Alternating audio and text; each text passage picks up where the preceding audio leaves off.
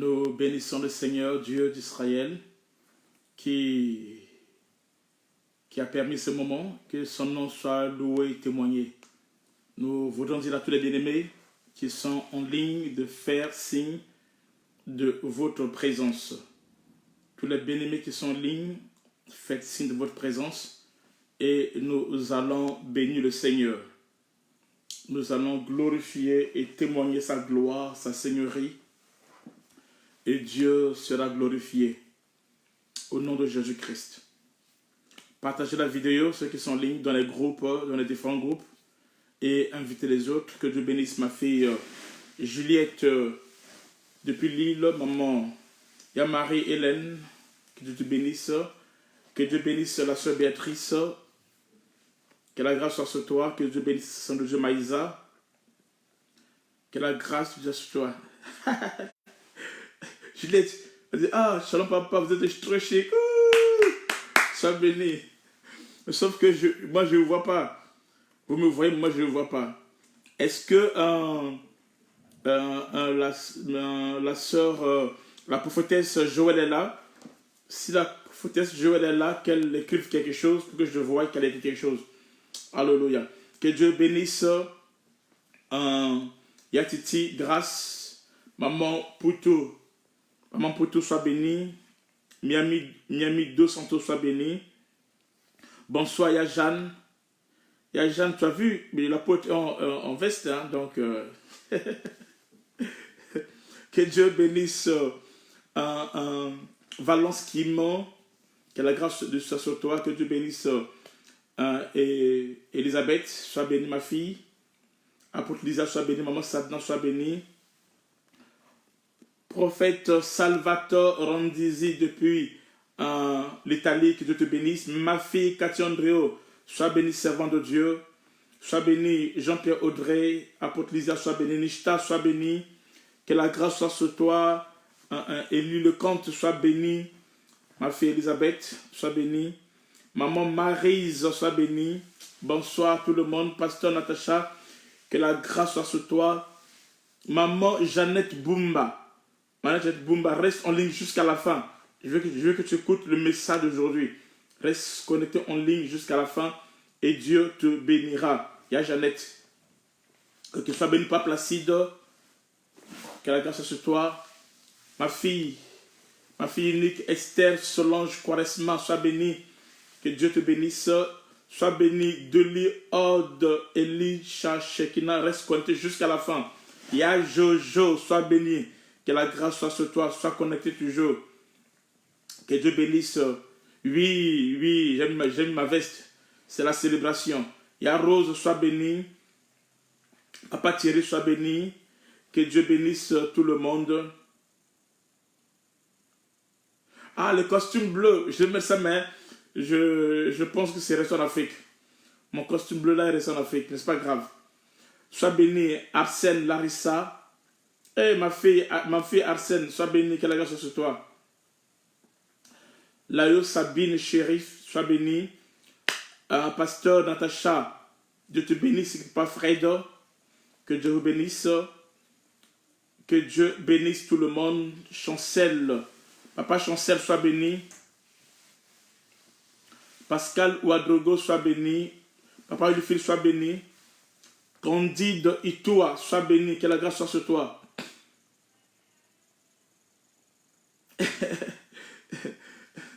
Ma fille Esther, il faut envoyer la photo, je veux voir comment... Envoyez-moi la photo, je veux voir comment vous s'appelez, parce que là, je ne vois rien, vraiment, c'est pas normal ça. Comment vous me voyez, moi, je ne vois pas, c'est pas bien. Luc Mouchi, sois béni. Il y a Tatiana, que Dieu te bénisse.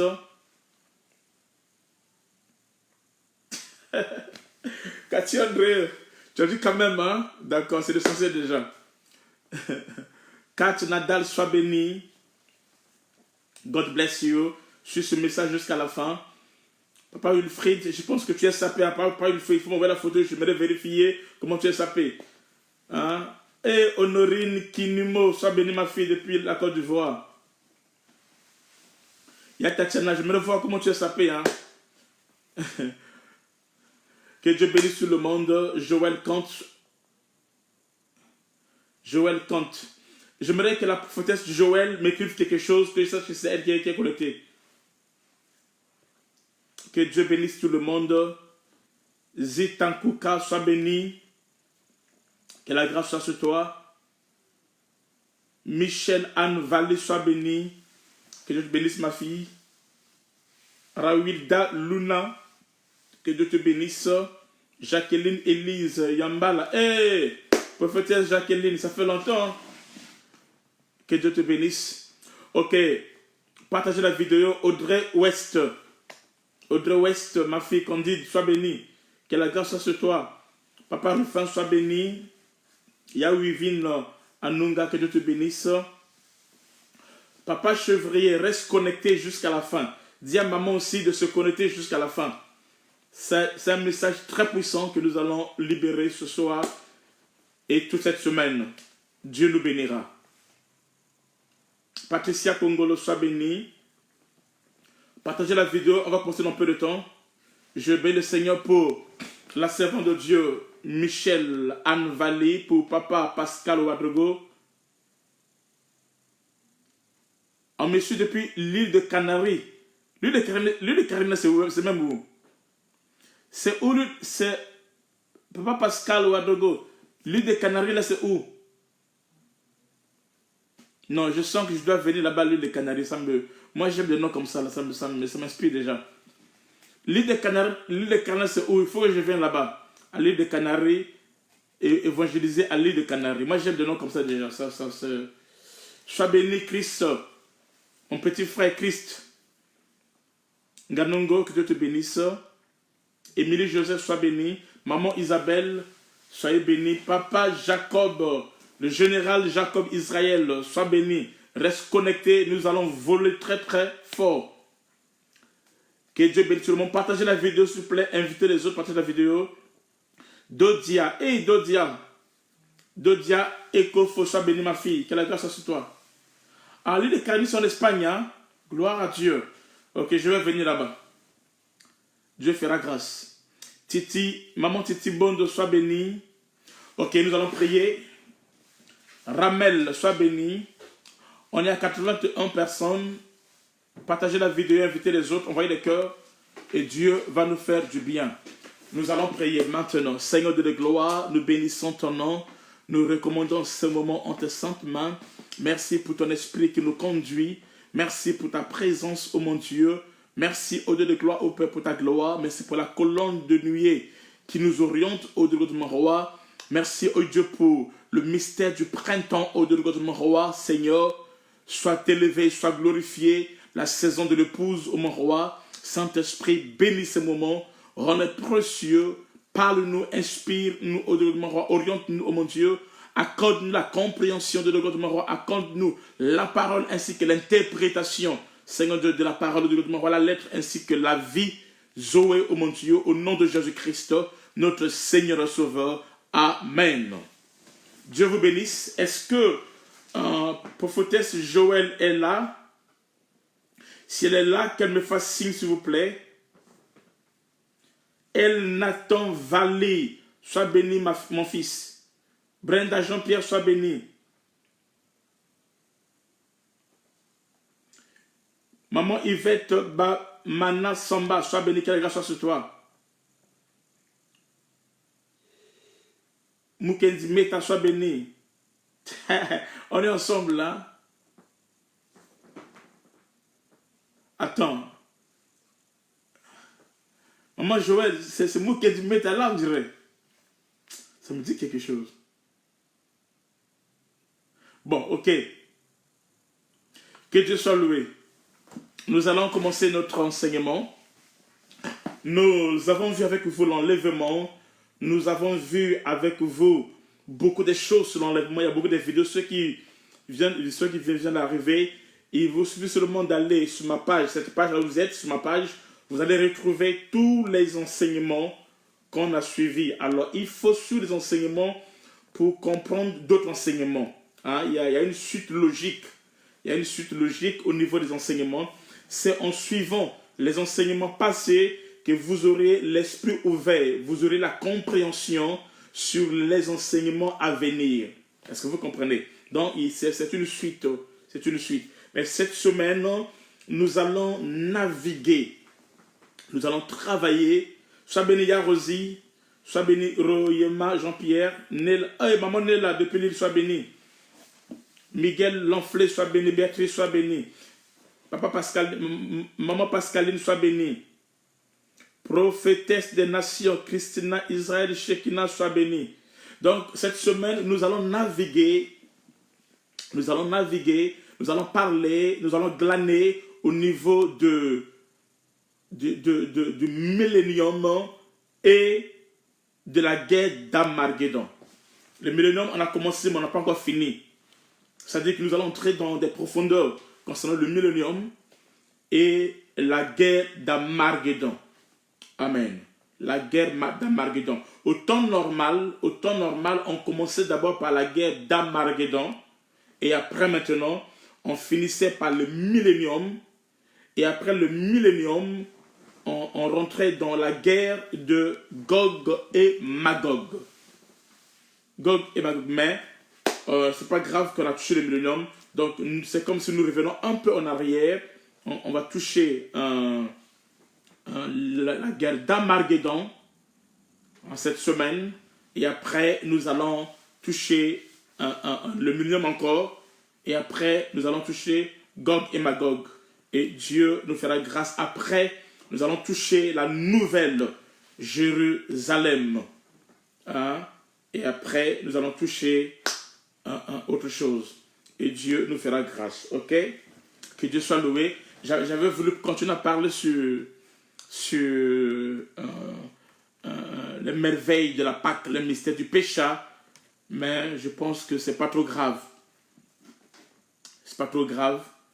On aura tout le temps de parler sur la Pâque. J'en ai parlé hier, c'était merveilleux. Mais c'était juste par rapport à la Pâque. Ok? Partagez la vidéo s'il vous plaît. Partagez la vidéo. Invitez les autres dans les groupes. Partagez la vidéo. Nous allons commencer dans peu de temps. Et le Seigneur va nous faire du bien. Nous prenons nos Bibles rapidement. Nous sommes dans Actes. Apocalypse plutôt. Nous sommes dans Apocalypse 16, verset 16. Nous parlons sur le mystère d'Armageddon. Le mystère d'Armageddon. Le mystère d'Armageddon. La bataille d'Armageddon. Alléluia. La bataille d'Armageddon. Apocalypse 16, 16. Ils les rassemblèrent dans le lieu appelé en hébreu Armageddon. Ils rassemblaient dans le lieu appelé Armageddon. Le septième versa sa coupe dans l'air, et il sortit du temple du trône une voix forte qui disait « C'en est fait ». Amen. Juste verset 16. Apocalypse 16, 16. Cathy Andréo, tu peux m'envoyer le texte? Cathy Andréo, un servant de Dieu, Maïsa. Ok. La Bible déclare, ils les rassemblèrent dans le lieu appelé en hébreu Armageddon. Armageddon. Beaucoup de livres ont été écrits, beaucoup de films ont été mis là-dessus, ça là. Mais souvent, la pensée biblique n'est pas à l'intérieur. Papa Samba, à la fin, tu vas voir la photo, je vois comment tu seras, comment tu es habillé. Amen. Armageddon. Merci maman Chevret, merci. Je disais, la plupart des films qui ouvrent sur Armageddon, ça n'a rien à voir à la pensée biblique sur Armageddon. Sois bénie ma fille Anne-Marie, Francine, Joseph, de te bénir Saint-Tic, ainsi que ton mari et les enfants. Donc, l'Armageddon, ça sera notre message de cette semaine. Après, je vais revenir un peu sur le millénium et Dieu va nous faire du bien. Armageddon. Amen. Nous lisons aussi un deuxième texte. 2 Rois 9. 2 Rois 9, le verset 21 jusqu'au verset 27. 2 Rois 9, 21 jusqu'au verset 27. N'oubliez pas, gardez en ligne la pensée du texte d'Apocalypse 16. Vas-y sur 2 Rois 9, 21 à 27. Alors Joram dit, attelle, et on attela son char. Joram, roi d'Israël, et Akazia, roi de Juda, sortirent chacun dans son char pour aller au-devant de Jéhu, et le rencontrèrent dans le champ de Naboth des Israélites. Alléluia. Dès que Joram vit Jéhu, il dit, est-ce la paix, Jéhu? Jéhu répondit, quoi la paix? Tant que dure les prostitutions de Jézabel, ta mère, et la multitude de ses sortilèges. Joram tourna bride et s'enfuit, et il dit à Akazia, trahison Akazia. Mais Jéhu saisit son arc, et il frappa Joram entre les épaules. La flèche sortit par le cœur, et Joram s'affaissa dans son char. Jéhu dit à son officier Bidkar, prends-le et jette-le dans le champ de Naboth d'Israël, qu'en souviens-toi, lorsque moi et toi nous étions ensemble à cheval, et Akab, son père l'Éternel, prononça contre lui cette sentence. J'ai vu hier le sang de Naboth et le sang de ses fils, dit l'Éternel, et je te rendrai l'appareil dans ce champ même, dit l'Éternel. Prends-le donc et jette-le dans le champ, selon la parole de l'Éternel. Akazia, roi de Juda, ayant vu cela, s'enfuit par le chemin de la maison du jardin. Jéhu le poursuivit et dit, lui aussi frappez-le sur le char, et on le frappa à la montée de Gur, près de Gibléam. Il se réfugia à Megiddo et il mourut. Ok.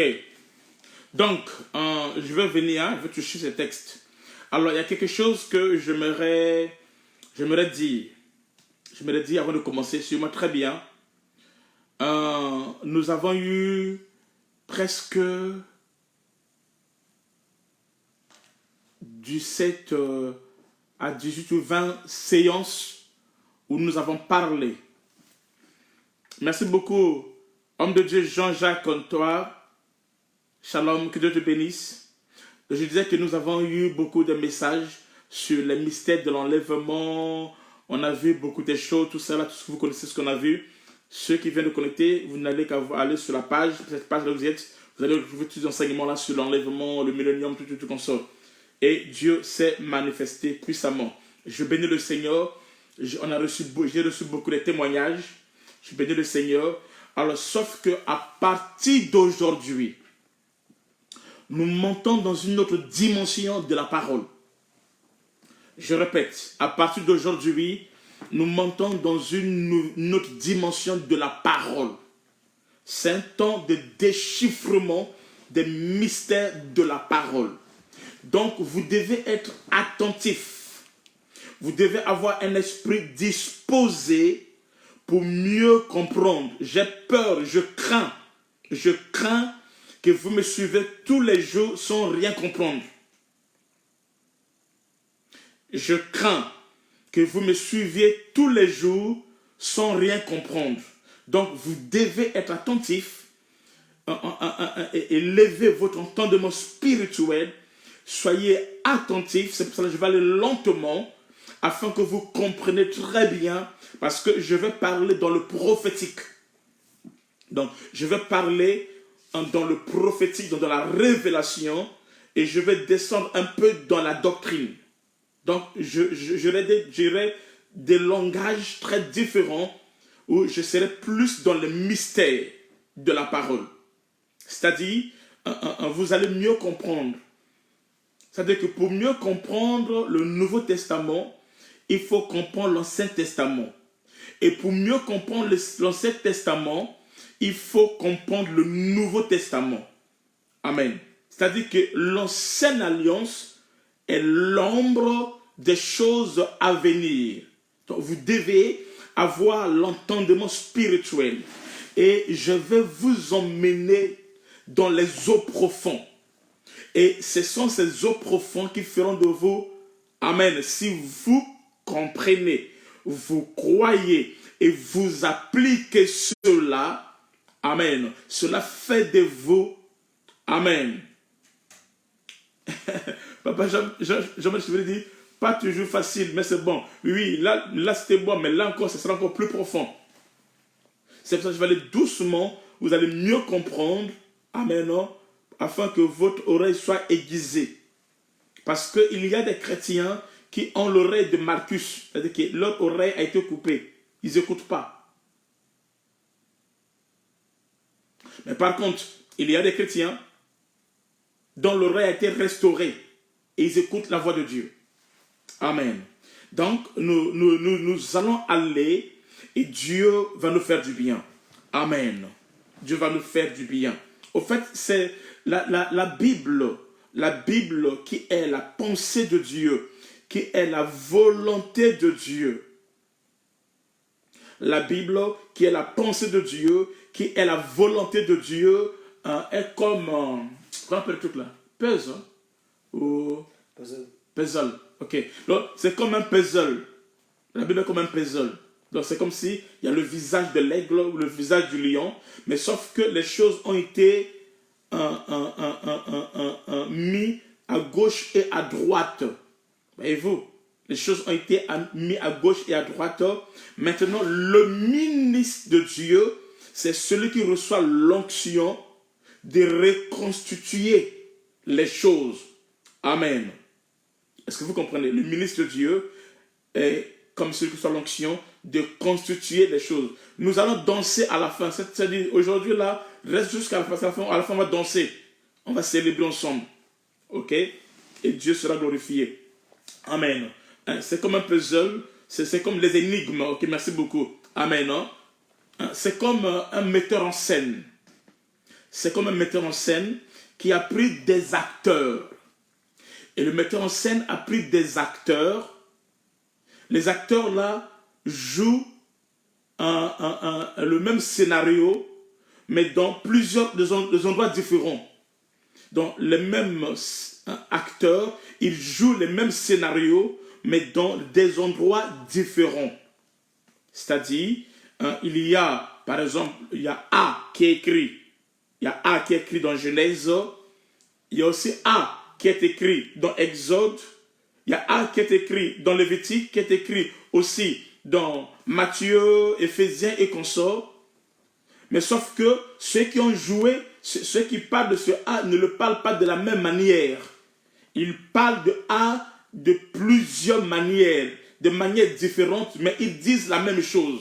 Maintenant, le ministre de Dieu, ou l'onction de Dieu, ou l'onction prophétique, le réma, c'est ce qui vient nous expliquer le A du Genèse, le A dans Exode, dans Éphésiens, dans Apocalypse, Amen. Et même si c'est différent, des couleurs sont différentes, mais nous comprenons que c'est la même chose, c'est le même scénario, mais qui est joué avec des acteurs différents. Mais ils parlent de la même chose. Mais celui qui n'a pas la révélation, lorsqu'il voit le même scénario, la même histoire, ok, dans Exode, et il voit ça dans Éphésiens, il ne saura pas qu'il parle de la même chose. Amen. Donc ce sont les mêmes histoires, ok, merci beaucoup Maïsa, qui sont racontées de diverses manières. Merci. Est-ce que vous comprenez?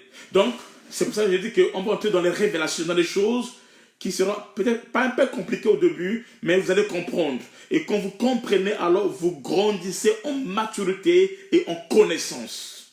La parole réma. Amen. La révélation de la parole sera notre partage cette semaine. Ça sera une semaine de déchiffrement de la parole et Dieu sera glorifié. Alléluia. Que Dieu vous bénisse. Et ça, c'est la nourriture des aigles. C'est le mets succulent des rois.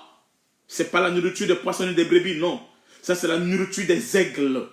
Amen. Je prie que Dieu ouvre ton esprit afin que tu puisses comprendre. Donc, nous commençons, nous parlons de Armageddon, la bataille d'Armageddon, la guerre d'Armageddon. Au fait, au début, je dis ici, c'est un enseignement qui est très important, un enseignement qui est complexe, mais souvent mal enseigné. Amen. Mal enseigné, ou d'ailleurs, qui n'est peut-être pas enseigné aussi. Amen. Qui n'est pas enseigné parfois, ou qui est mal enseigné souvent, et qui est aussi mal interprété. Déjà, c'est trop complexe. Donc, si l'homme de Dieu, le ministre, ne prend pas son temps à travailler dessus, à écouter Dieu, à laisser Dieu parler, il aura même du mal à comprendre de quoi il est question. Et il y a même des gens, quand j'ai parlé d'Armageddon, et qu'on sort, il y a quelqu'un qui m'a dit, papa, ça fait 15 ans que je suis dans l'église, Je croyais que Armageddon, c'est seulement dans les films. Est-ce que c'est aussi dans la Bible? 15 ans chrétien, pour lui, Armageddon, c'est une chose des films, comme tout ça là. C'est pas dans la Bible. Elle déclare, mon peuple périt par manque de connaissances. Il y a aussi des chrétiens qui savent, qui ont entendu parler de la guerre d'Armageddon ou de la bataille d'Armageddon. Mais ils ne savent pas de quoi est-il question. Et ils ne savent pas de quoi est-il question. Ça parle de quoi? Amen. Quelle est son importance aujourd'hui et demain et qu'on sort. Donc, nous allons essayer d'aller en profondeur petit à petit. Donc, je vais aller doucement, mais profond. C'est pour ça que je demande à ce que vous ayez une sensibilité spirituelle pour comprendre les choses de l'esprit. Et Dieu va agir. Amen. Je disais, c'est un message qui est compliqué, tout ça là. Amen. Non? Mais le fait que Dieu a promis à son peuple le Saint-Esprit, il dit quand l'Esprit viendra, il va vous enseigner toutes choses. Il prendra ce qui est à moi et il va vous annoncer cela. Et le Saint-Esprit est avec nous, avec toi, avec moi, et il va nous aider à accéder à la révélation et à témoigner la gloire de Dieu. Nous aurons l'explication, oui. Kat, Nadal, tu vas bien manger, reste calme. Reste connecté et tu vas demander. Cette semaine, soyez connectés, vous allez bien manger des nourritures succulentes. Amen. Il dit, dans la maison de mon Père, il y a du pain en abondance. La guerre d'Armageddon ou la bataille d'Armageddon. Au fait, Armageddon en réalité, Armageddon en réalité n'est pas le nom d'un combat. Armageddon en réalité n'est pas le nom d'une bataille. Non. Mais Armageddon, c'est le nom d'un lieu qui existe en Palestine. Donc Armageddon, c'est le nom d'un lieu qui existe en Palestine. Ce n'est pas le nom d'une bataille, déjà, non. Ce n'est pas le nom d'une guerre, non. Mais c'est le nom d'un lieu qui existe en Palestine. C'est comme Porte de la Chapelle, c'est comme Porte de Clignancourt. C'est un endroit, une localité, un lieu qui existe en Palestine. Amen. Mais sauf que dans le futur, il y aura une guerre qui se fera dans cet endroit et c'est par rapport à la localité que la guerre va prendre le nom de la localité. Que la guerre, cette guerre-là sera identifiée au nom de la localité. Cette guerre dont on parle ici, la guerre d'Armageddon, n'est autre que la troisième guerre mondiale. La troisième guerre mondiale. Je ne parle pas de ce qui précède cela, non, pas ces guerres-là, pas les petits là, non. Mais je parle de la vraie guerre qui viendra en ce temps-là, amen, qui se passera après que l'épouse soit enlevée. Il y aura une troisième guerre mondiale qu'on appelle Armageddon. Et nous allons savoir, ça sera comment, pourquoi cette guerre. Pourquoi cette guerre? Amen. Donc comprenez que Armageddon n'est pas le nom d'un combat ou d'une bataille, mais c'est le nom d'un lieu qui existe. Ça existe aujourd'hui en Palestine. On appelle cet endroit-là Armageddon. Amen. Amen. Mais sauf que dans le sens prophétique, cela sera lié à la guerre d'Armageddon. Amen. Armageddon, cet endroit, il y a une montagne qu'on appelle Megiddo. Il y a une montagne et une vallée. Et cet endroit-là, on appelle ça Megiddo. Et c'est là où il y a eu plusieurs combats. Plusieurs combats dans la Bible et autres se sont passés là à Megiddo. C'est à Megiddo où il y a eu la bataille de Déborah. C'est là où Déborah a vaincu les puissances étrangères, ok, à Megiddo, Argiddo. Et c'est là où aussi Akaj est mort là à Megiddo. La guerre de Josias aussi, ça s'est passé là aussi à Megiddo. Maintenant, Megiddo, dans l'ancien temps, c'était un endroit où il y avait beaucoup de guerres. Il y avait beaucoup de guerres, cet endroit. La guerre de Déborah, la guerre d'Akaz, tout ça là, ça s'est passé là à Megiddo. Amen. Non? Amen. N'oubliez pas que l'Ancien Testament est donné pour notre instruction. Donc, je serai dans l'Ancien Testament et dans le Nouveau Testament. Et en parlant, vous allez mieux comprendre l'Ancien Testament. On va dire quelque chose dans Romains 15, 24. Vas-y. Romains 15, 4 plutôt. Romains 15, 4.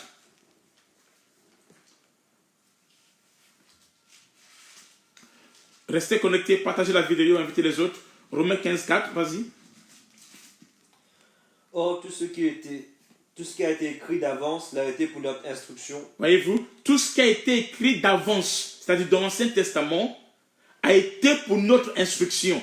Donc, l'Ancien Testament nous permet de comprendre le Nouveau Testament. Tu peux continuer? Afin que par la patience et par la consolation que donnent les Écritures, nous possédions l'espérance. Ok. Donc, tout ce qui a été écrit d'avance a été pour notre instruction, afin que par la patience et par la consolation que donnent les Écritures, nous obtenons l'espérance. Donc, nous avons l'espérance. Amen. Au moyen, nous possédons l'expérience au moyen de la consolation que nous donnent les Écritures.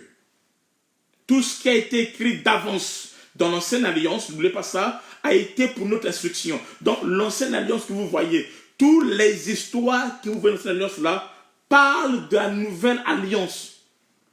Maintenant, il faut entrer dans la profondeur, dans la révélation pour vivre cela. Donc, à travers l'Ancienne Alliance, nous allons mieux comprendre la Nouvelle Alliance. Et la gloire de Dieu va se manifester. Et Dieu sera glorifié. Amen. Amen. Donc, sur noir et blanc, nous comprenons que Armageddon est un lieu. C'est un endroit. Et c'est en ces lieux, amen, que la guerre, la bataille va se passer. Ce n'est pas l'ombre, non. Mais ça sera exactement cela. La bataille d'Armageddon se fera comment? On verra ça. Qui sont les protagonistes de la bataille d'Armageddon? On verra ça. Quel sera le lieu de cette bataille? On verra ça. Amen. Pourquoi Armageddon? On verra ça avec vous. Amen. L'origine de ce conflit, nous allons voir ça avec vous. Comment Christ va combattre? Nous allons voir ça avec vous. Pourquoi? Mais avant cela, entrons d'abord dans la révélation, mettons des bases afin que nous comprenions en profondeur et Dieu va nous bénir. Amen. Alors la bataille d'Armageddon se fera entre Christ et les puissances des nations réunies. La bataille d'Armageddon se fera entre Christ, d'un côté Jésus, et de l'autre côté les puissances des nations réunies. C'est-à-dire que toutes les nations vont se réunir. Lorsqu'on parle de la Troisième Guerre mondiale, ce n'est pas entre l'Amérique et les États-Unis. Ça, ce sont que les débuts. Ça, c'est que les débuts. Mais à la fin de cette guerre-là, le but sera quoi? C'est que les nations de la terre vont combattre contre Israël. Et plus tard, Christ va intervenir.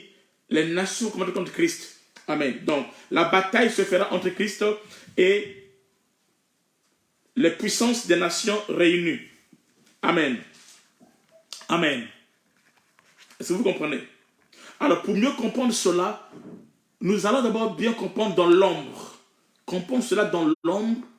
Et une fois qu'on comprend cela dans l'ombre, alors cela nous permettra de mieux comprendre ça dans la réalité. Dieu commence toujours par la maquette avant d'entrer dans la réalité. Dieu commence toujours par l'ombre avant d'entrer dans la réalité. Dieu commence d'abord de créer l'Adam poussière avant de créer l'Adam vivifiant. Dieu ne peut pas faire l'Adam vivifiant sans d'abord avoir dessiné. Donc Dieu dessine d'abord Adam à travers la poussière Et ensuite, maintenant, il fait Adam vivifiant. Amen. Donc, nous allons commencer dans l'ombre. Et à partir de l'ombre, alors nous allons permettre de comprendre la profondeur. Et Dieu va se manifester. Dieu commence toujours par dessiner Adam. Amen. Car si tu ne comprends pas Adam dessiné, tu ne comprendras pas les autres mouvements d'Adam quand Dieu va souffler en lui. Amen. Vous savez que beaucoup de gens ont des questions. Il y a des gens qui ont des questions en lisant la Bible. Il y a beaucoup de chrétiens qui ont des questions en lisant la Bible. Mais ces questions-là n'ont jamais eu d'explication. Mais la révélation de la parole de Dieu nous répond, permet à répondre à nos questions bibliques. Et quand la révélation vient répondre à nos interrogations bibliques, alors nous avons la révélation. Nous avons la connaissance de Dieu. Et en ces temps-là, maintenant, nous grandissons. Amen. Pourquoi Armageddon? Pourquoi Armageddon? Pourquoi la guerre d'Armageddon? Alléluia. Pourquoi la guerre d'Armageddon? Et Zambé, durant cette semaine, tu auras des réponses à beaucoup de choses. Pourquoi la guerre d'Armageddon? Je prends Colossiens 2, 14 à 15. Colossiens 2, 14 à 15. Colossiens 2, 14 à 15. Suivez ça très bien. Vous allez voir quelque chose.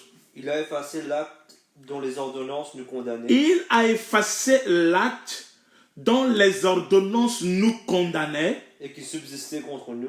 Et qui subsistait contre nous. Il a détruit en le clouant à la croix. Écoutez, il a fait quoi? Il a détruit cela en clouant à la croix. Il a dépouillé les dominations, les autorités. Il a dépouillé les dominations et les autorités. Et les a livrées publiquement en spectacle. Et les a livrées publiquement en spectacle. En triomphant d'elle par la croix. En triomphant d'elle par la croix. Qui parle ici? Qui parle ici? Qui parle ici? C'est Paul qui parle. Il parle aux Colossiens.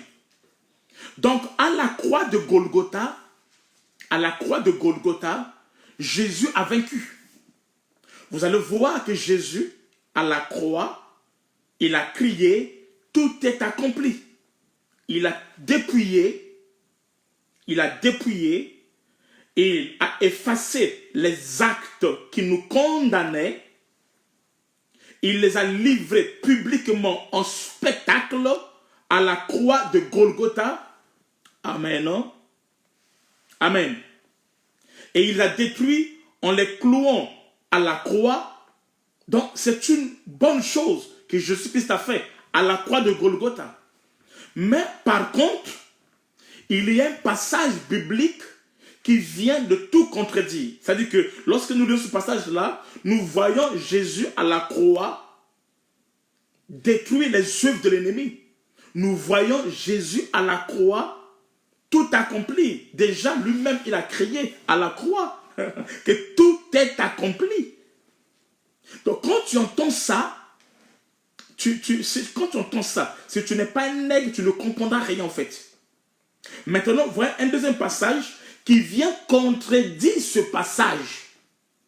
Un passage qui vient contredire ce passage.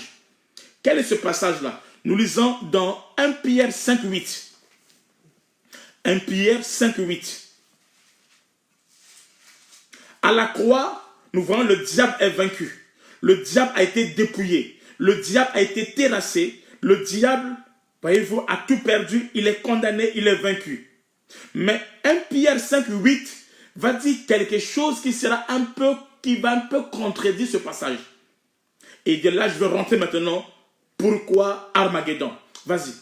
Soyez sobre, veillez, votre adversaire le diable rôde comme un lion rugissant. Ok. Il dit, soyez sobre. Ici, Pierre écrit des années plus tard après la croix. Donc, ce que Pierre écrit ici, la croix est déjà passée. Jésus a déjà crié, tout est accompli. Le voile est déchiré. Merci beaucoup, Honorine. tout ça là, c'est bon. Mais Pierre, quand il revient maintenant, écoute ce qu'il écrit. Il dit, Sobre, soyez sobre. Comment ça? Il dit, soyez sobre. veillez. Il dit, veillez. Votre adversaire, le diable, rôde comme un lion rugissant. Votre adversaire, le diable, rôde comme un lion rougissant, Cherchant qu'il dévorera. cherchant qui il dévorera. Résistez-lui ferme avec une foi ferme. Résistez-le ferme avec une foi ferme. Sachant que les mêmes souffrances sont déposées à vos frères dans le monde. Ok, donc ce que vous vivez, les souffrances là, que le diable fait cela, sont imposées à vos frères dans le monde. Il dit, soyez sobres, veillez, car le diable rugit comme un lion rugissant et il cherche de dévorer. Mais attention, et pourtant, Paul nous dit dans Colossiens qu'à la croix, Jésus a tout vaincu. À la croix, Jésus a tout vaincu.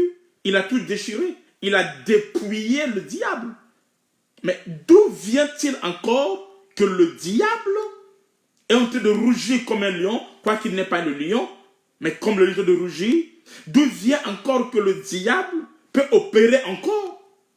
D'où vient que le diable peut agir encore aujourd'hui? Et jusqu'à aujourd'hui, le diable combat. Mais pourquoi? Zambé. Amen. Pourquoi? Mais pourtant, à la croix, Jésus a tout accompli.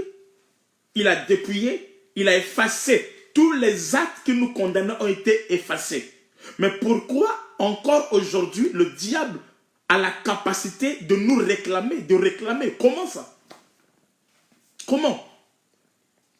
À cause du péché, la Bible déclare, l'homme va manger par la sueur du front.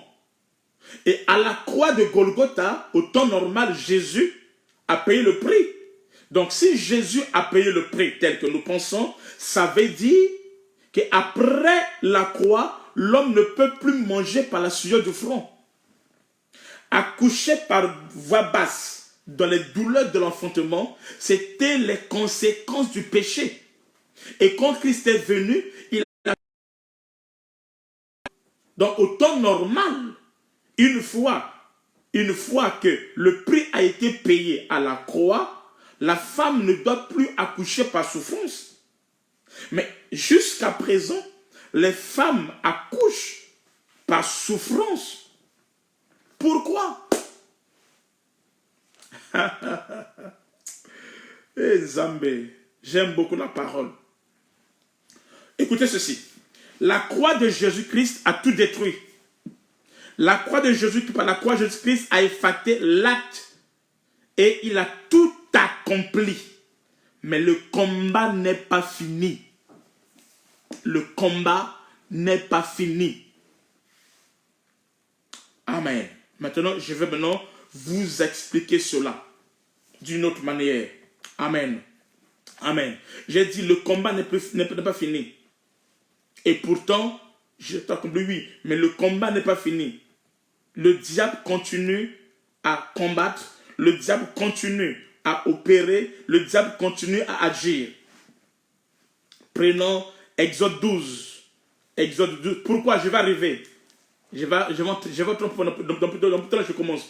Je commence dans 2-3 minutes, je commence. Prenons Exode 12, versets 1 à 5. L'Éternel dit à Moïse et à Aaron dans le pays d'Égypte, ce mois-ci sera pour vous le premier des mois, il sera pour vous le premier des mois de l'année. Parlez à toute l'assemblée d'Israël et dites, le 10e jour de ce mois, on prendra un agneau pour chaque famille, un agneau pour chaque maison. Si la maison est trop peu nombreuse pour un agneau, on le prendra avec son plus proche voisin. Selon le nombre de personnes, vous compterez pour cet agneau d'après ce que chacun peut manger. C'est bon. Ici, c'est Dieu qui parle à Moïse. Il parle de l'agneau. Il dit de prendre l'agneau, on a vu ça hier avec vous, de prendre l'agneau et d'immoler l'agneau. Une fois que l'agneau a été immolé, Israël est libéré. Une fois que l'agneau a été immolé, les actes et les ordonnances qui condamnaient ont été déjà effacés. Une fois, parce que l'agneau qu'on parle ici est l'image de la croix de Golgotha. l'agneau qu'on parle ici, est l'image de la croix de Golgotha. Donc, une fois que l'agneau a été immolé, amen, comme à la croix de Golgotha, alors les actes et les ordonnances qui nous condamnaient ont été effacés. Une fois que l'agneau a été immolé, sois béni, prophète Guy Roger, depuis la Côte d'Ivoire, sois béni mon fils, que la grâce soit sur toi, merci pour l'œuvre que tu fais. Une fois que l'agneau a été immolé, qui est l'image de la croix de Golgotha, cela revient à dire que le diable est vaincu. Mais attention, une fois que l'agneau a été immolé, cela revient à dire que tout est accompli. Parce que l'agneau qui a été immolé ici est l'ombre de l'œuvre que Christ va faire à la croix de Golgotha. Donc une fois que la Pâque arrive et que l'agneau est immolé, alors tout est accompli. Les actes, l'ordonnance, les lois qui maintenaient Israël comme esclave sont neutralisés. Voyez-vous, c'est la libération, c'est le temps de la délivrance. Mais attention, oui, c'est cela. Cela est vrai. Mais par contre, quoique l'agneau a été immolé et qu'Israël est appelé à être délivré, Pharaon est toujours roi sur son trône. Pharaon est toujours roi sur son trône. Est-ce que vous comprenez? Quand Moïse vient devant Israël, il leur dit, Dieu a vu, Dieu a entendu, Dieu est descendu, il m'a envoyé pour vous libérer. Il dit ça à Pharaon, l'agneau est immolé, c'est juste. Et quand l'agneau est immolé, c'est le signe de la délivrance. Tout est accompli, c'est juste. Mais le Pharaon est toujours Pharaon sur son trône. Pharaon règne toujours sur son trône, malgré que l'agneau a été immolé. Malgré que l'agneau a été immolé. Malgré les frappes, les plaies en Égypte, Pharaon est toujours Pharaon sur le trône. Il domine toujours sur l'Égypte.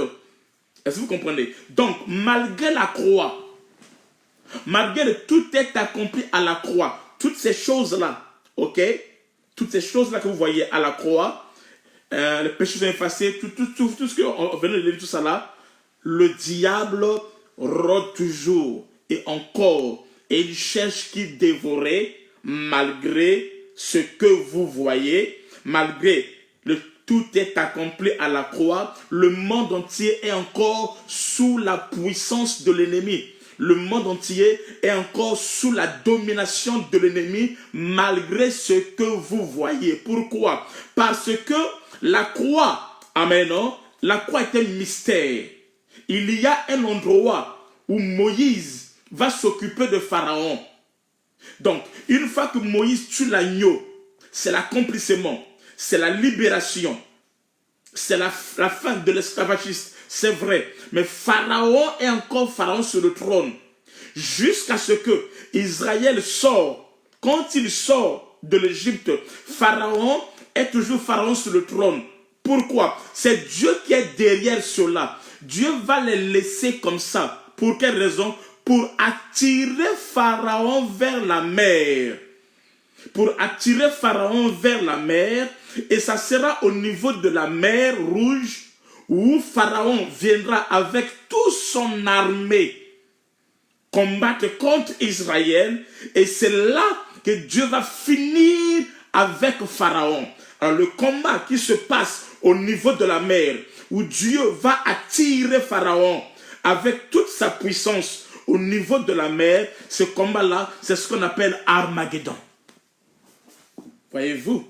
Et c'est là où les choses vont s'accomplir. C'est là la bataille finale. Ça se passera où? Une fois qu'il a tiré Pharaon vers la mer. Amen. Donc, lorsque l'agneau est immolé, il a tout accompli, c'est vrai. Mais ce n'est pas la fin de la bataille. Eh, Zambé. Il a tout accompli, oui, c'est vrai. Mais ce n'est pas la fin de la bataille. Amen. Le diable perd encore. Pharaon est encore assis sur son trône. Pharaon opère encore. Mais pour qu'il y ait Armageddon, il faudra maintenant que Moïse sorte avec le peuple. Une fois qu'ils sont sortis avec le peuple, et c'est là que Pharaon va venir pour les combattre.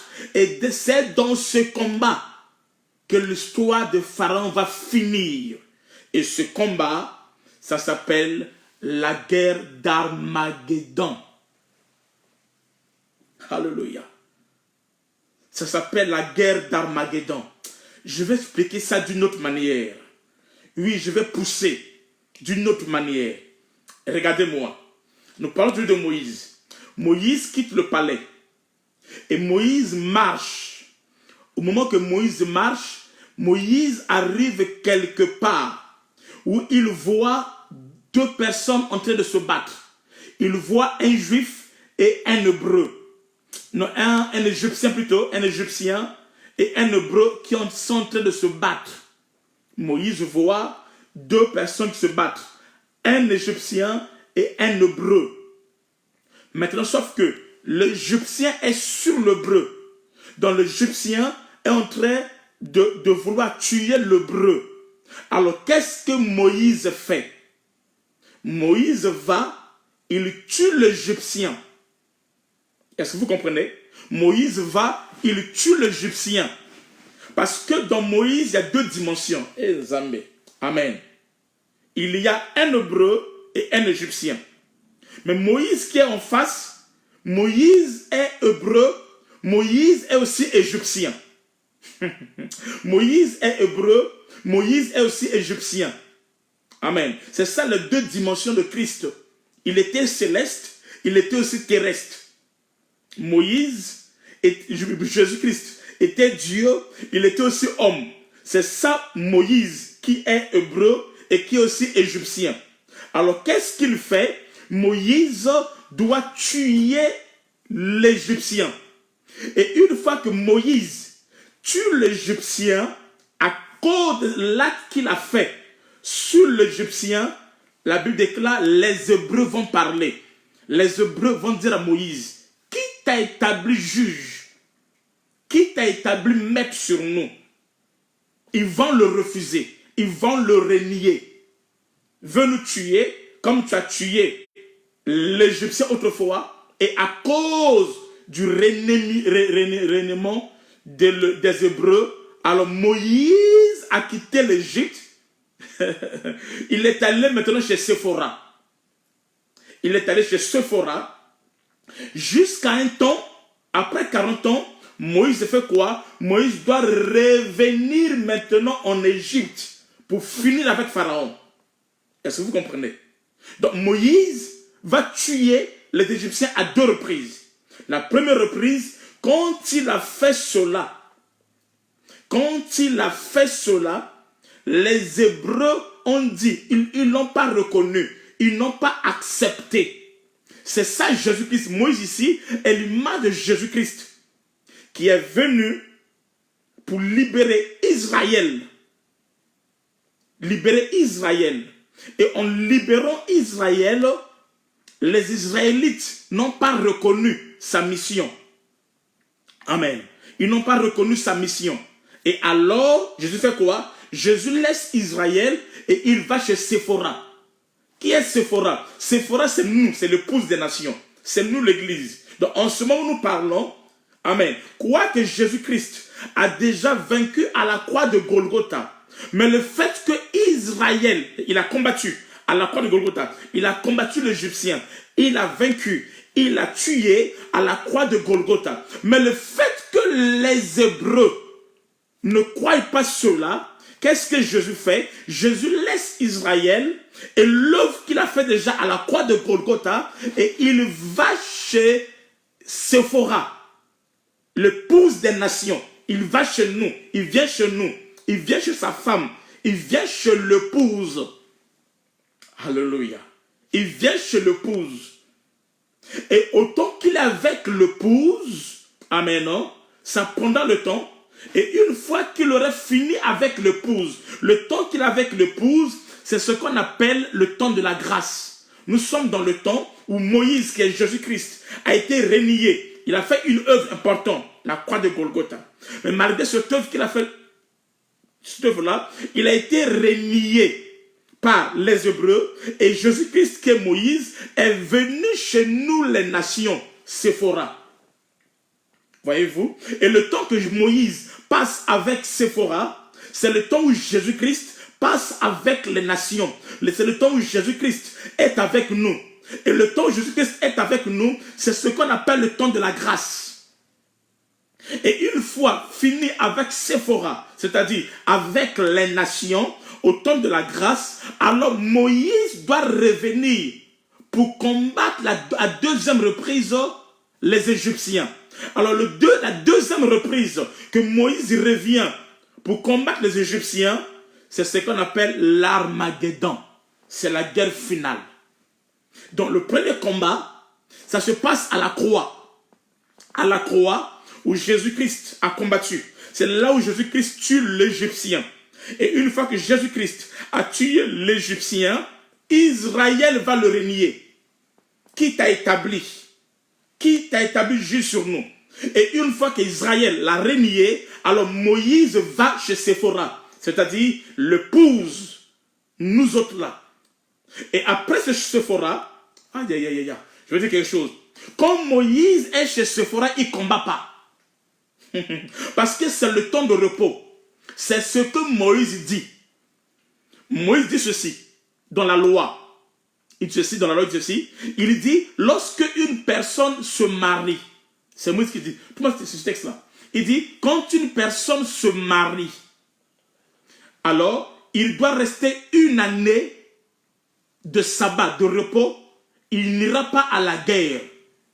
Pendant les une année, il n'ira pas à la guerre. Pourquoi? Parce qu'on doit donner un congé où il doit rester avec sa femme et s'occuper de sa femme pendant les une année. Et après les une année maintenant, alors il peut aller en guerre. Après les une année, il peut maintenant aller en guerre. C'est la loi de Moïse. Moïse dit la loi, quand une personne se marie, il ne peut pas aller en guerre. On lui donne un temps de sabbat, un repos sabbatique d'une année. Et après le repos sabbatique d'une année, alors cet homme qui est un guerrier peut maintenant aller en guerre. Alors qui est cet homme qui est militaire, mais qui ne peut aller en guerre pendant une année? C'est Jésus-Christ. À cause de nous, quand Jésus-Christ est venu vers nous, c'est ça le mariage. Et une fois que Christ nous a épousés, alors il reçoit une année de repos où il ne peut pas aller en guerre. Et c'est une année de repos où il ne peut pas aller en guerre, c'est ce que Jésus-Christ dit. L'Esprit du Seigneur est sur moi parce que Dieu m'a oint pour annoncer une année de grâce. C'est ça le temps de l'épouse, le temps de la grâce. Une année de repos du soldat dont Moïse parle, c'est ici une année de grâce où Jésus n'ira pas en guerre. Il fera quoi? Il va rester avec son épouse. Mais après la fin d'une année de grâce, c'est-à-dire à la fin de la période de la grâce, Jésus va revenir pour la guerre d'Armageddon. Aïe, aïe, aïe, aïe, aïe, aïe. Amen. Jésus va revenir pour la guerre d'Armageddon. Pourquoi? Parce que le temps qu'il doit passer avec l'épouse est déjà passé. Non, aujourd'hui, je ne prêche pas, je parle en langue. Je suis en train de parler en langue. Donc si tu commences à parler en langue, pitié pour toi. Amen. Amen. Je suis en train de parler en langue. Donc tu dois comprendre certaines choses. J'explique ça encore. La première bataille de la croix de Golgotha est semblable à David. David qui est allé... David qui est allé... Qui a fait quoi? Qui a tué le lion. David, la première bataille de la croix est semblable à David qui va, et quand David va, il fait quoi? Il tue le lion. David a tué le lion. Amen. Il a tué le lion. les amis, est-ce que vous êtes là? Est-ce que vous comprenez ces choses? David va, il y a un homme qui vient plus tard et qui marche, qui se trouve entre deux montagnes, et entre les deux montagnes, il y a une vallée. Entre les deux montagnes, il y a une vallée. Cet homme s'appelle Goliath. Les deux armées sont sur les deux montagnes. Et Goliath regarde de l'autre côté, il ne voit pas quelqu'un qui peut le combattre. Et il lance le défi, que je vais descendre dans la vallée. Une fois que je descends dans la vallée, celui qui est fort de côté d'Israël, qu'il fasse quoi? Qu'il puisse descendre aussi dans la vallée. Amen. Qu'il puisse descendre dans la vallée et me combattre. Et en ces temps-là, David écoute les rugissements du lion Goliath. Et il n'a pas peur. Qu'est-ce qu'il fait? Il descend dans la vallée. C'est ça la vallée de Megiddo. Et quand il descend dans la vallée, arrivé là-bas, il tue Goliath. Mais cette guerre de la vallée, ce n'est pas la première guerre. Ça, c'est la deuxième guerre. Ça, c'est la guerre d'Armageddon. Mais la première guerre, ça s'est passé dans la forêt lorsque David a tué le lion. Là-bas, il était seul. Donc, c'est ça la croix. La croix, c'est la première guerre, quand David a tué le lion. Mais ce n'est pas encore fini. Ce n'est pas encore fini. Il faut maintenant, pour finir cette histoire, il faut attirer l'ennemi dans la vallée, à Armageddon. Et c'est là, à Armageddon, amen, où le géant Goliath sera terrassé. Est-ce que vous comprenez? Donc à la croix, Jésus a accompli, oui. Mais ce n'était qu'un temps. Mais ces choses-là doivent s'accomplir au temps d'Armageddon. C'est dans Armageddon où les choses vont accomplir et la gloire va se manifester. Qui dit avec moi Amen? Donc vous avez compris que j'ai donné beaucoup de types concernant Israël. Amen. J'ai donné beaucoup de types concernant Israël. Est-ce que vous comprenez? Donc, il y a un temps qui doit se passer. Jusqu'alors, je ne fais qu'introduire la guerre d'Armageddon. Je ne parle pas encore de la guerre d'Armageddon. Je vous montre juste les types de la guerre d'Armageddon dans l'ancienne alliance. Et une fois que vous maîtrisez l'ancienne alliance, quand on va arriver dans la nouvelle alliance, vous allez mieux comprendre cela. Voyez encore une autre image dans l'ancienne alliance sur la guerre d'Armageddon. Prends Exode 23. Exode 23, versets 25 à 31. Exode 23, 25 à 31. Sois un peu rapide, s'il te plaît. Vous servirez l'Éternel, votre Dieu. Écoutez, c'est Dieu qui parle à Israël. Il dit, vous servirez l'Éternel, votre Dieu. Et il bénira votre pain et vos eaux. Il bénira votre pain et vos eaux. Et j'éloignerai la maladie du milieu de toi. Il éloignera la maladie de toi. Ça sont les promesses. Ça sont les promesses que Dieu fait à ceux qui servent l'Éternel. Ce sont les promesses que Dieu fait à Israël, à son serviteur Israël. Vas-y. Il n'y aura dans ton pays ni femme qui avorte. Tout ça, là, sont les promesses. Je remplirai le nombre de tes jours. J'enverrai ma terreur devant toi. Je mettrai en déroute tous les peuples sur lesquels tu arriveras. Ah, écoutez. Tout ça, là, ce sont des promesses. Vas-y. Je ferai tourner le dos devant toi à tous tes ennemis. J'enverrai les frélons devant toi et chasseront loin de ta face les Héviens, les Cananéens. Tout ça, ce sont les promesses. Lis le verset 30. Je les chasserai peu à peu loin de ta face. Écoutez. Malgré qu'il a dit ces promesses-là, Dieu dit à Moïse, à Israël, il dit, je les chasserai quoi? Peu à peu, loin de ta face, jusqu'à ce que tu augmentes en nombre. Jusqu'à ce que tu augmentes en nombre. Et que tu puisses prendre possession du pays. Et que tu puisses prendre possession du pays. Alléluia. Cathy Andréo, affiche-moi le verset 30 et 31. Écoutez-moi très bien. Écoutez-moi très très bien. Quand Israël croit en lui, il dit, je bénirai votre eau. Je chasserai la maladie loin de vous. Toutes ces choses-là, je vous donne la supériorité, tout comme ça. Ça, ce sont les promesses qui sont liées à Israël. Mais en ce qui concerne la possession de tout le pays, Dieu dira, il dit, je vais les éloigner peu à peu. Et pourtant, ils ont cru déjà. Dieu a déjà agi. Mais ce n'est pas sous le champ qu'ils vont occuper tout le territoire. Non. Ce n'est pas sous le champ. Il dit, je les chasserai peu à peu loin de ta face, jusqu'à ce que tu augmentes en nombre et que tu sois, et que tu puisses prendre possession du pays. Écoutez, si tu n'augmentes pas, tu ne posséderas pas. Si tu restes un bébé spirituel, si tu n'augmentes pas en nombre Israël, si tu es toujours petit, tu n'auras que des promesses. Tu ne pourras pas posséder tout le pays. Pour que tu possèdes tout le pays, tu dois t'augmenter en connaissance, en maturité. Tu dois manger la nourriture fraîche, la parole révélée. Tu dois grandir en esprit.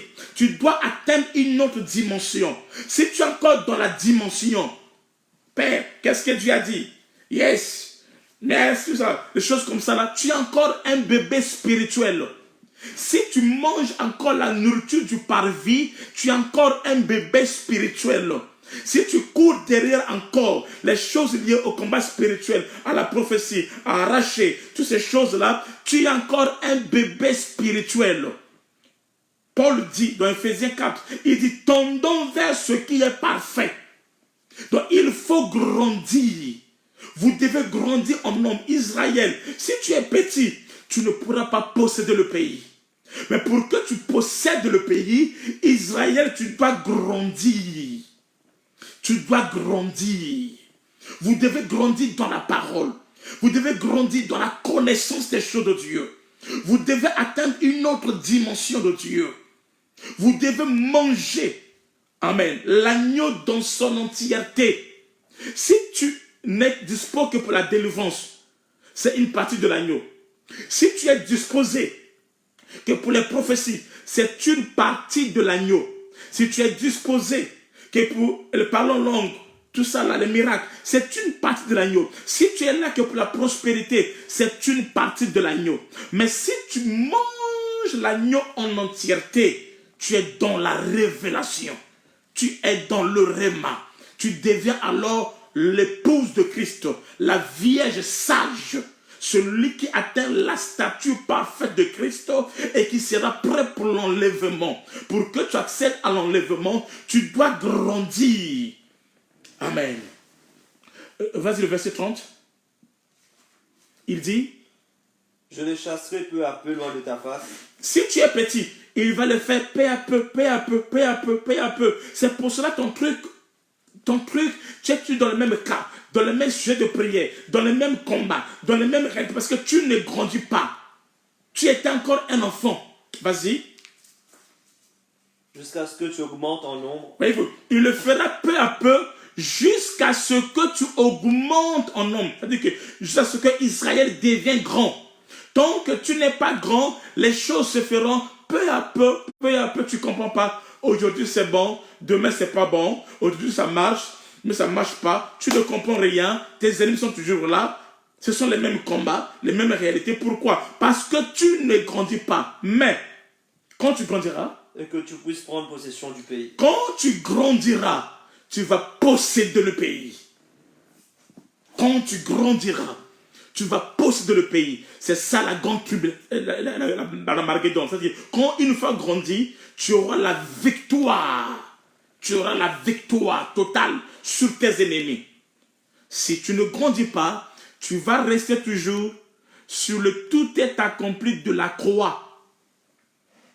Le tout est accompli de but du combat. Mais ce combat ne s'arrête pas là. Ce combat va jusqu'à la guerre d'Armageddon. C'est là où toute chose est achevée. Maintenant, il faut que tu puisses grandir dans la parole, dans la révélation de la parole de Dieu et atteindre la stature parfaite. Tu dois arriver à une dimension où ta vie chrétienne n'est plus basée sur le mariage, sur les enfants, sur les affaires, sur l'argent, sur la prospérité, sur les choses de ce monde. Non, mais ta vie chrétienne est basée sur la vision du royaume. Et alors, tu rentreras dans la victoire totale où tu vas écraser tous tes ennemis. L'Armageddon, il commence à la croix, mais la finalité, c'est l'Armageddon, où Jésus va détruire la puissance de l'ennemi. Alléluia. Tu dois grandir dans le réma. Tu dois grandir dans la parole. Un peuple sans révélation, c'est un peuple sans frein. Un peuple sans révélation, c'est un peuple sans destinée. Un peuple sans la parole, c'est un peuple sans avenir. Quand tu n'as pas la parole qu'on sort, tu deviens un chrétien. Les vierges folles. Les vierges folles, ils sont parvis.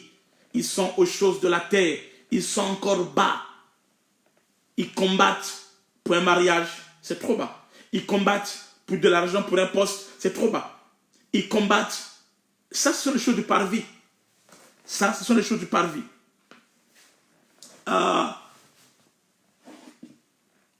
Maman Karine et Yana, tu es venu en retard. Il faut suivre la vidéo dès le début pour arriver ici là. Il y a des bases très fortes. Il faut suivre la vidéo dès le début pour arriver ici, tu vas mieux comprendre. Amen. Alléluia.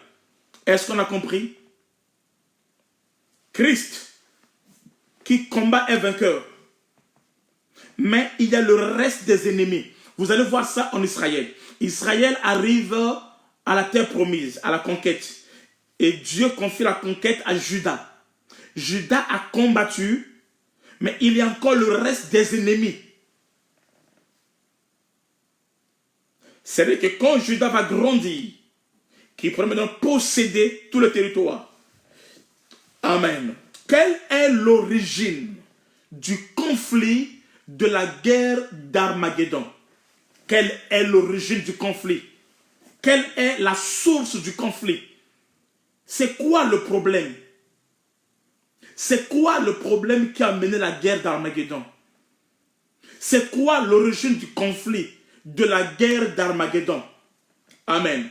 L'origine du conflit de la guerre d'Armageddon, amen, n'est autre que Dieu lui-même. C'est Jésus-Christ, Dieu lui-même, qui est l'origine du conflit de la bataille d'Armageddon. Comment? Vas-y, Genèse 3.15. Genèse 3.15. Ça, c'est l'origine du conflit de la bataille d'Armageddon. Genèse 3.15. Je mettrai l'inimitié entre toi et la femme, entre ta postérité et sa postérité. Celle-ci t'écrasera la tête et tu lui blesseras le talon. Ok. Une fois que le diable a tenté Ève et Adam et Ève et qu'il les a vaincus qu'on sort, Dieu est descendu et Dieu a dit, je mettrai l'inimitié entre toi et la femme, entre ta postérité et sa postérité. Voilà là où a commencé l'origine du conflit. Là où le conflit a commencé, c'est Dieu lui-même qui a déclaré ça. Donc la guerre d'Armageddon, ce qui va se passer à la fin, lors d'Armageddon, ce n'est autre que ce qui a commencé depuis la Genèse. Amen. Depuis la Genèse, depuis la Genèse, dès le commencement, il y a eu un conflit. C'est Dieu qui a mis ce conflit. Il a dit, je mets inimitié entre ta postérité et la postérité de la femme. Entre toi et la femme, il y aura inimitié. Alléluia. Il y aura inimitié. Celui-ci t'écrasera, te mordra le talon et toi tu vas l'écraser la tête. Donc, c'était des prophéties qui ont commencé dès le commencement. Amen. Dès le commencement. Ici, il n'est pas question de la semence du serpent comme les gens pensent. Bon, je laisse ça. Amen. Amen. C'est Dieu qui a mis inimitié. C'est Dieu qui a mis ce conflit dès le début. Il y aura toujours un conflit. Il a mis ça dans l'Éden. Et ce conflit existe jusqu'à ce jour. Jusqu'à ce jour, la descendance du serpent et la descendance de la femme sont en conflit. Nous sommes en conflit. Et ce conflit-là va s'achever à la guerre d'Armageddon où nous allons, c'est-à-dire Jésus-Christ notre Dieu, la postérité de la femme va écraser la tête du serpent. Amen. Donc la guerre d'Armageddon, ça sera la finalité. La croix est Zambé. Amen. J'ai expliqué ça au début. Mais la guerre d'Armageddon, ça sera le tout est accompli. Ça sera la fin. Jusqu'alors, je ne peux pas encore parler sur la guerre d'Armageddon. Je parle juste des choses pour préparer à entrer là-dedans. Amen. Amen. Il y aura toujours les deux semences. Amen. Il y aura toujours les deux semences. Il y a toujours ces deux lignées qui sont là. Ces deux semences, ces deux lignées sont toujours là. Entre Moïse et Jeannès et Jambres, il y aura une séparation. Moïse ne s'entendra jamais avec Jeannès et Jambres. Ils sont de deux lignées différentes. Il y aura une séparation, une différence, un combat entre Élie et Jézabel et le prophète de Baal. Amen. Il y aura un combat toujours entre Jean-Baptiste et Hérode, ainsi qu'Hérodias. Il y aura une séparation. Il y aura une séparation entre Abel et Caïn. Il y aura une séparation. Amen. Entre Jésus-Christ et les pharisiens. Il y aura une séparation. Alléluia. Entre les théologiens. Amen. Et les aigles. Il y aura une séparation. Entre les théologiens et les aigles. Il y aura une séparation. Non, on ne sera pas la même chose. Ceux qui naviguent dans la révélation et ceux qui opèrent sur la lettre, ils auront une séparation. Nous ne sommes pas de la même lignée. Dans notre lignée, amen, c'est Dieu lui-même qui a mis cette amitié, qui a mis cette séparation. Alléluia. Il y aura la séparation entre Paul et les bêtes d'Éphèse. Entre Paul et les bêtes d'Éphèse. Vous avez lu ça déjà? Entre Paul et les bêtes d'Éphèse, il y aura une séparation. Il y aura une séparation entre Jésus-Christ et les pharisiens. Il y aura une séparation. Entre l'esprit et la lettre, il y aura une séparation. Alléluia. Entre l'esprit et la lettre, il y aura une séparation. Ce n'est pas la même lignée. Ce n'est pas la même chose. Alléluia. Il y a les fils du diable et les fils de Dieu. Il y aura une séparation.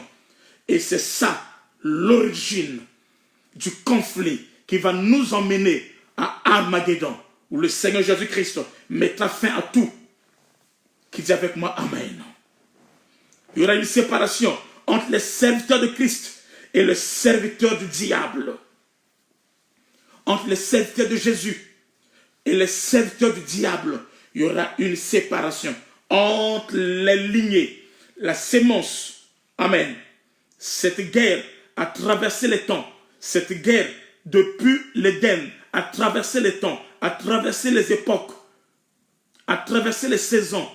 Et cette guerre va aller jusqu'à finir au jour de la bataille d'Armageddon, où Jésus-Christ descendra et il va combattre les puissances des nations. Alléluia. Alléluia. Entre les faux prophètes et les vrais prophètes, il y aura une séparation. Il y aura une inimitié. Entre ceux qui prophétisent pour avoir l'argent et consorts. Alléluia. Le ministère prophétique, ce n'est pas prophétiser. Oh, Dieu m'a dit, Dieu m'a dit, c'est pas ça. Le ministère prophétique, c'est d'abord le ministère de la parole, de la révélation. Et les signes ne sont que des garnitures. Les prophéties, les dons, ce sont que les garnitures qui accompagnent le ministère. Le ministère est lui-même, c'est le mystère de la parole. N'appelez pas prophète celui qui n'est pas prophète. C'est commettre un péché. Alléluia. Amen. Entre les faux et les vrais, entre la révélation et la lettre, il y aura la différence. Il y a une inimitié. Est-ce que vous comprenez ce que je dis? Est-ce que vous comprenez ce que je dis? Marchons selon la parole de Dieu. Et tu vas manger comme tu as jamais mangé. et Dieu sera glorifié. Alléluia. Amen. Le monde est dominé par le diable. Christ lui-même a dit, les apôtres ont prouvé cela, malgré l'œuvre de la croix de Golgotha. Et ça sera à Armageddon où ces choses, amen, cette bataille prendra fin. Cette bataille prendra fin à la croix de Golgotha. Donc comprenez qu'il y a un conflit qui existe depuis. Amen. Mais Megiddo, ça sera la fin de ce conflit. Megiddo, Armageddon, ça sera la fin de ce conflit. Qui dit avec moi Amen? Qui dit avec moi Amen? Megiddo, ça sera la fin de ce conflit. Et là, nous revenons dans le texte qu'on a lu en premier. Amen. À Megiddo. Et Zambé. Ça, je garde ça pour demain. L'Armageddon va se dérouler comment? L'Armageddon va se dérouler comment? Ça sera pour demain. Alors, on nous met la musique, on va danser un peu.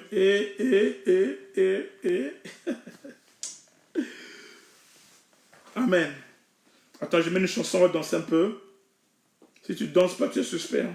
Si tu ne danses pas, tu es dans l'autre con bizarre là. Amen. Je demande à tous les enfants de Sarcelles, de Shekinah Sarcelles et Shekinah Lille. Nous devons payer la salle. Ceux qui sont à Sarcelles, ceux qui viennent à Sarcelles, contactez-moi s'il vous plaît. On doit payer la salle. S'il vous plaît, contactez-moi. Il faut qu'on paye la salle. Et ceux qui sont à Lille, contactez maman. Maman Grâce. Il faut qu'on paye la salle.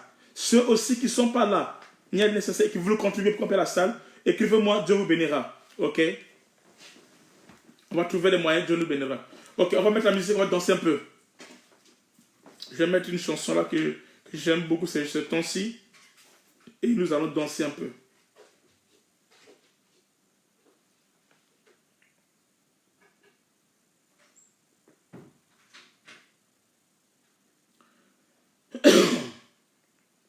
Alléluia. Est-ce qu'il y a des questions? Avant cela, je sais pas, est-ce qu'il y a des questions? Il y a des questions? S'il y a des questions, écrivez vos questions. Il y a Léa. S'il y a des questions, écrivez vos questions, s'il vous plaît. Comme ça, je vais répondre. Aujourd'hui, je n'ai fait qu'introduire. Hein? Je n'ai fait qu'introduire. Demain, je vais rentrer dans le mystère. S'il y a des questions, écrivez vos questions et je vais répondre. S'il y a des questions, s'il vous plaît, écrivez vos questions.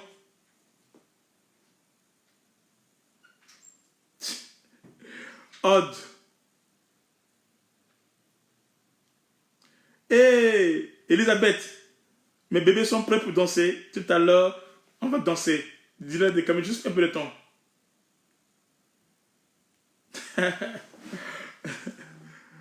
Est-ce qu'il y a des questions? Karine, je te conseille de commencer le message d'aujourd'hui dès le début. Tu es venu en retard. Commence dès le début et ça te fera du bien. Est-ce qu'il y a des questions, s'il vous plaît? S'il y a des questions, écrivez vos questions. Bonjour Ursula, ma fille. Ursula, il faut m'écrire, on doit payer la salle. Est-ce qu'il y a des questions? S'il y a des questions, écrivez vos questions. Comme ça, je vais répondre. La guerre de Gog et Magog, ce sera après la guerre d'Armageddon. Papa Jean-Marie demande, la guerre de Gog et Magog sera avant ou après l'Armageddon? Je dis, la guerre de Gog et Magog sera après l'Armageddon. L'Armageddon conduit au millénium, et après le millénium, ça nous conduit à la guerre de Gog et Magog. Ça sera d'une courte durée. Ce n'est pas vraiment une guerre comme telle.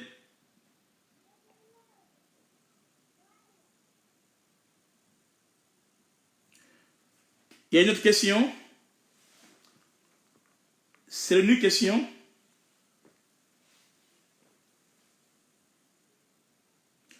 Bon, c'est pas des questions, on va danser. Hein. Je suis prêt à danser déjà. Maman Marie Chevrier, tu n'as pas de questions? Les explications ont été claires et limpides. Maintenant, vous comprenez pourquoi il y a des gens qui disent ah papa, et pourtant la croix Jésus a accompli. Mais pourquoi les gens sont toujours malades? Pourquoi le diable agit toujours tout ça là? C'est parce que c'est une procédure qui va conduire à la guerre d'Armageddon.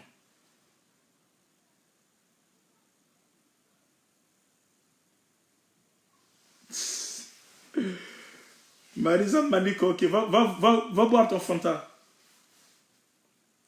Est-ce qu'il y a une question? Ok, demain ne manquez pas 18h00. S'il vous plaît, il faut suivre les enseignements dès le début. Si vous prenez au milieu, vous avez du mal à comprendre. Suivez dès le début, au fur et à mesure, vous allez monter, grandir, comprendre. Vous allez grandir, et Dieu sera glorifié.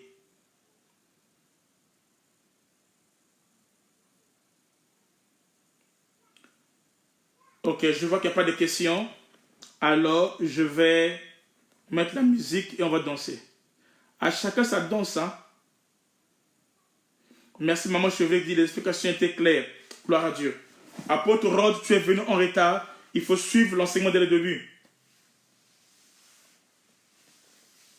La guerre d'Armageddon. Gloire à Dieu.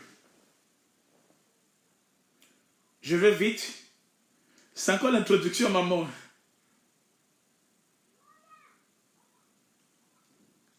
Oui, Gog et Magog, ça sera... Bon, je vais te prendre après, papa, je m'ai dit chevalier. Ok, soyez bénis. On va mettre un peu la musique, on va danser.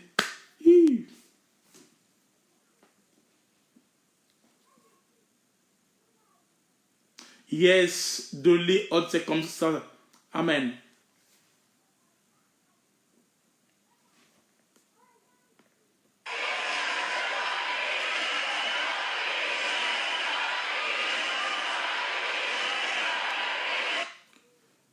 Kelly Kem dit, est-ce que le message est comparable à notre époque? Oui, quand tu comprends ça, tu peux mieux comprendre les réalités de notre époque. Kelly Kem, quand tu comprends ce message, tu vas mieux comprendre ce qui se passe à notre époque. Tu auras l'œil ouvert, tu auras le discernement. Ya Rosie, tu es prête?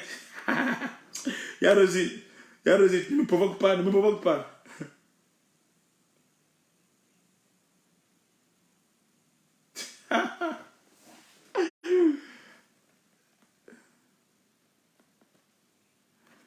Karine Marie, je dis, j'ai bien mangé de la bonne nourriture. Gloire à Dieu.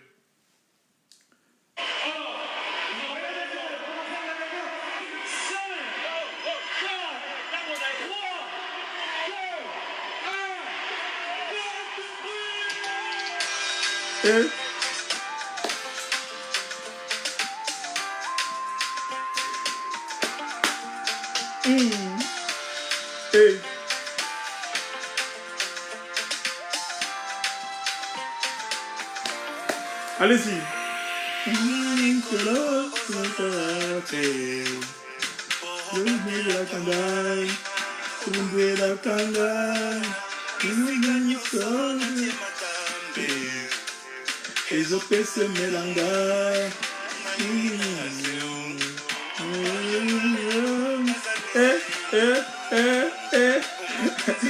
Jean-Pierre Audrey, à chacun sa danse, hein.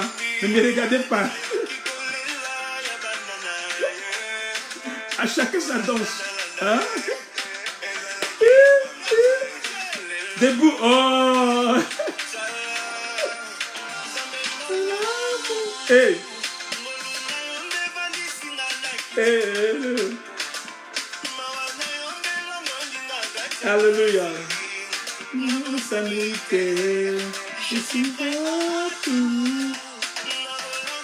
Oui. C'est la célébration. Hey, il y a Blondine. On est prêt, hein? Allons-y.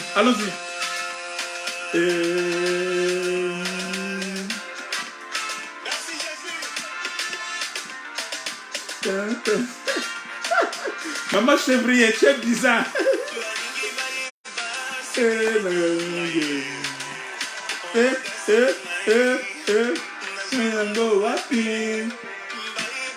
Alléluia.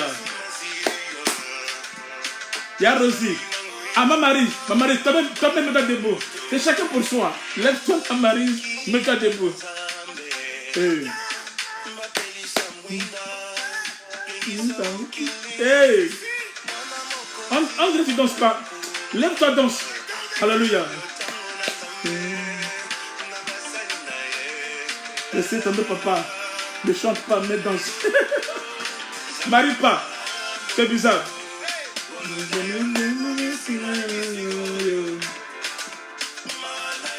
Hey.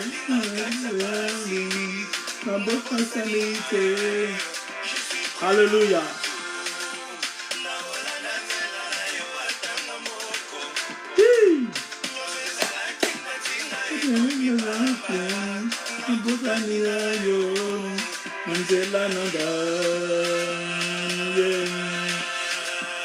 Hey, on voit les cœurs. Danse. Alléluia.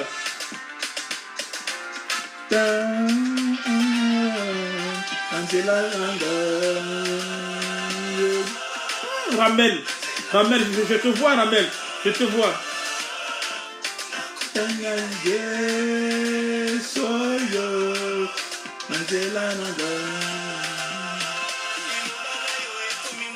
Alléluia.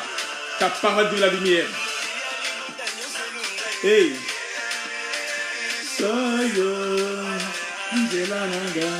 Yann, on danse. Hey.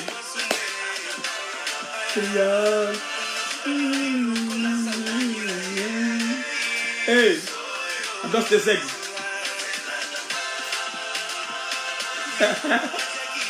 Yogesh, tu danses pas, Yogesh. Ouais, Yogesh.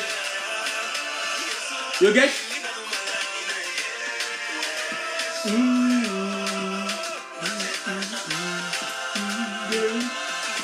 Ouais, Yogesh.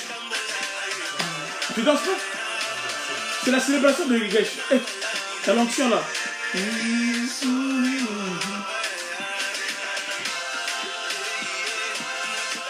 Hey, Léa, on danse.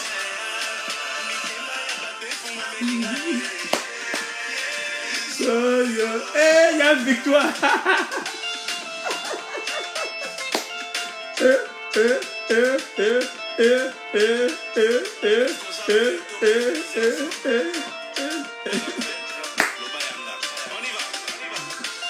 Yanga.